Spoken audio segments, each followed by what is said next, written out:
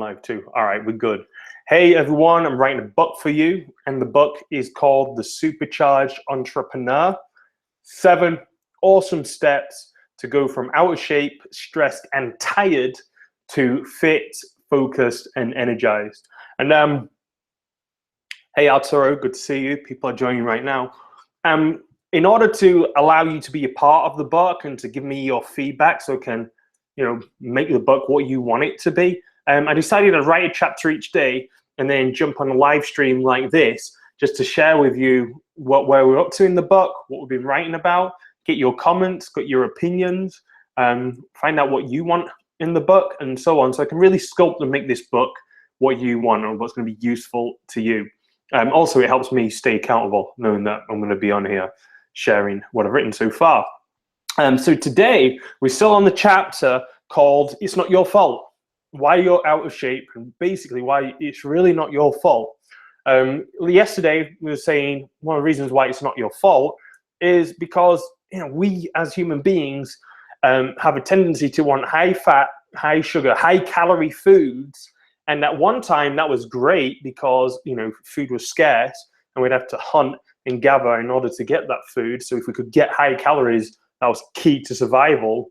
Whereas now, high calorie foods are everywhere, right? So easy to get. We don't need to hunt. We just drive. We can just drive, walk. We usually drive to a fast food restaurant, anywhere, and just grab a bunch of high calorie food easily. So that's one of the reasons why you're out of shape, and it's not your fault. Some of the reasons I'm bringing up today is we have some cognitive biases. All right, we have these psychological biases that are still coming from the Stone Age that haven't really left us. And they work against us when it comes to wanting to be in great shape, wanting to be fit, wanting to be focused and energized. These these biases work against us. So one of the biases that works against us is actually that we're habit-based, okay? We're habit-based, like we love, our brains naturally want to create habits, and they want to stick with the habits. They're really hard to break, okay? As Warren Buffett says, the chains of habit are too light to feel until they become too strong to break. So once we've got a habit, it's actually really difficult to break the habit. So a lot of us have got habits with not so great foods, all right? We tend to habitually eat foods that aren't good for us. Maybe it's cookies, maybe it's sodas, fruit juice. Maybe you come home from work and grab a beer. We tend to have certain habits that we know aren't really good for us, maybe even smoking. We know it's not good for us, but it's just a habit we've got, and the habit's really difficult to break. And that's just true. It's just human nature. It's how we built to have habits. So if you have a bad habit, it is difficult to break. It's not really your fault. It's just, it is tough. It's going to be tough to break. Now, there are strategies on how to break bad habits, and we're going to look at them later in the book. Right now, we're just building awareness of some of the things that stop us from being in great shape. Another one is, we're work shy. Human beings are work shy. We won't put out energy for the sake of putting out energy. Usually, we like to conserve energy. That's why the TV remote control is so popular, because we'd rather use a remote control that uses less energy than having to get up, walk across the room, and turn over the TV. We tend to do things that just have less energy. Yes, most people, especially in the States, if you want to go down the block to the Starbucks 2 blocks away, most people would rather drive 2 blocks than walk 2 blocks, just because psychologically we built to conserve energy. Again, this was great when food was scarce and we couldn't get a lot of food. Conserving energy is awesome because we need to not put out too much energy just in case we can't get it back and we die. Energy is life force for all of us. So the more energy efficient we are, the more chance we have of surviving. So we're psychologically built to be energy efficient, which makes us a bit work shy, makes us a bit lazy.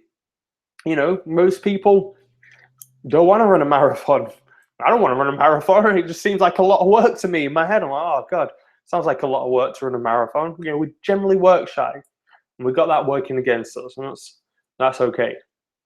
Now here's a big one, a big psychological bias, and this is called, we call it present bias, or they call it in the economic literature, they call it temporal discounting. And it basically means that we tend to value having things in the present right now rather than greater rewards in the future. So let me make this simple. Most people would rather take, you know, $10 today than $15 in a month. Okay, you'd rather have $10 right now instead of $15 at the end of the month. Just because in our human minds, we tend to value the present a lot more than the future. We tend to discount the future like it's not that important. Just like if you're going on let's say you're going on vacation, you're going on a summer vacation, and you're like, okay, I want to get in great shape for my summer vacation. I want to drop about 15 pounds. I want to get lean and ripped. And then, you know, you're all set. You got 3 months before summer, and you're like, started working out, started eating better.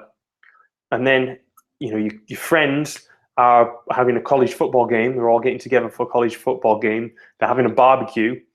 You go around to your friend's place. Everyone's having a barbecue, and they also ordered in pizzas as well, pizza and beer. Now, human beings are more likely to say, oh, you know what?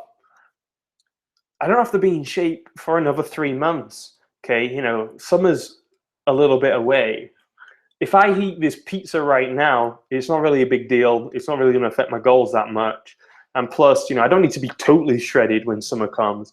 I just need to be sort of in good shape, so I'll be fine. See what I just did there? We tend to discount the goal that we want in the future as not that big, and we tend to overemphasize how much pleasure we'd get in the present now by having the thing that we want. Interesting thing about that is that we actually, it's like we have two brains. We've got an emotional brain and a rational brain. And apparently when researchers look at decision making in our minds and they put us in a MRI scanner, fMRI scanner, so it scans our brain to find out what parts of your brain's working or not. When you're making a decision on whether to take a short-term gain or a long-term gain, greater gain, two different areas of your brain light up. For the short-term gain, it's usually the emotional area of your brain, the more mammalian brain. That brain lights up like, oh yeah, like I want it right now. Whereas for the long-term gain, it's more your irrational mind, your neocortex, the front, that starts lighting up thinking, wait a minute, we might be better off waiting and getting this reward later on because it's bigger.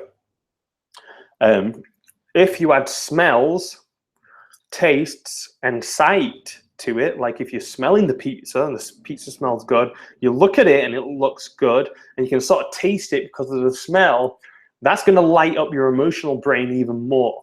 And your emotional brain's probably going to outweigh your rational brain, so you end up eating the pizza instead of passing it so that you're leaner in the future.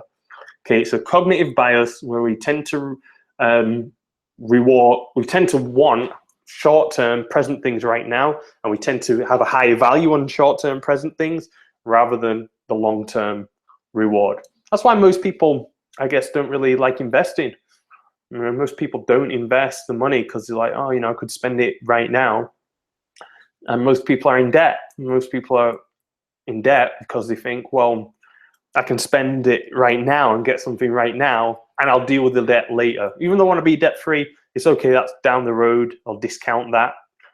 I want this thing right now. So you got that working against you. We have that working against us when it comes to being in great shape. You know, our emotional mind's going to want what it wants right now, and a lot of the time it can overrule and overrun our logical mind who says, hey, I'll pass that pizza for now because I want to be in great shape. Moving on. Other thing is, big thing, is social proof. Social proof. If you are with your buddies at a barbecue and they've just brought in some pizzas and everybody in the place is eating pizzas, we have this other psychological bias, a cognitive bias called social proof, meaning that if other people are doing it, it makes us want to join the bandwagon and do what they're doing.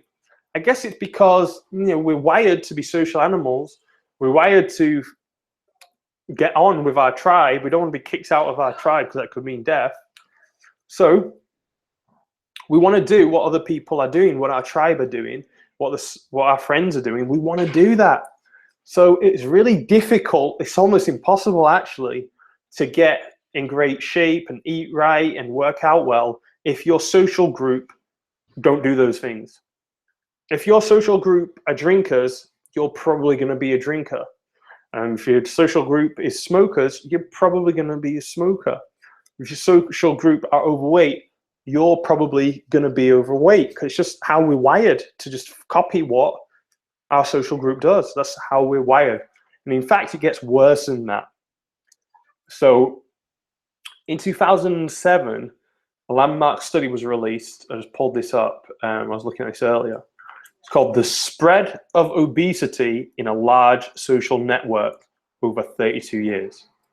The spread of obesity in a large social network over 32 years. And this study that was released in 2007 found this. Okay, it showed that if you have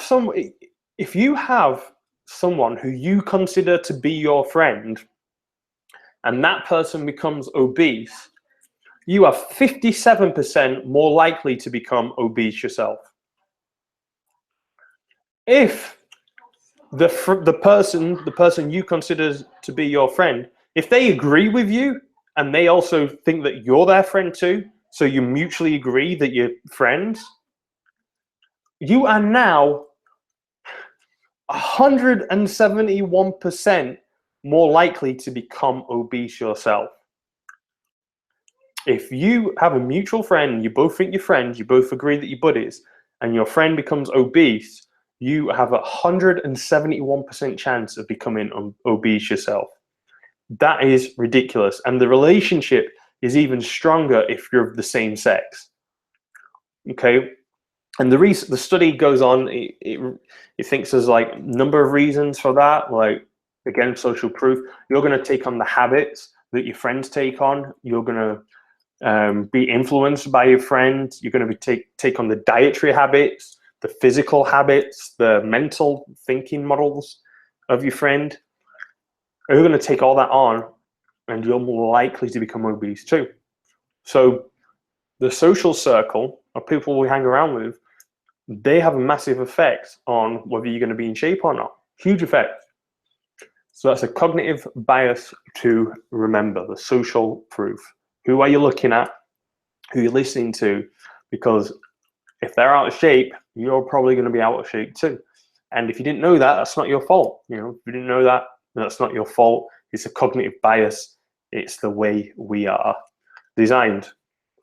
So that's it for today. I can see Scott on here. You can see Will. That's as far as I got today. Tomorrow I'm going to be looking at some of the other reasons why we're out of shape. The idea of the first chapter is just to bring awareness to all of the reasons why we could be out of shape, and bring awareness and show that it's really not your fault that you are out of shape because of all these reasons, all these cognitive biases, everything working against us to be out of shape. Because once we're aware of all these things, then when I show you the solution, and when you see the solution, that's cool because you're aware of the pitfalls, you can avoid them, and you can focus on the solution. So good night, everybody. Hope this was useful.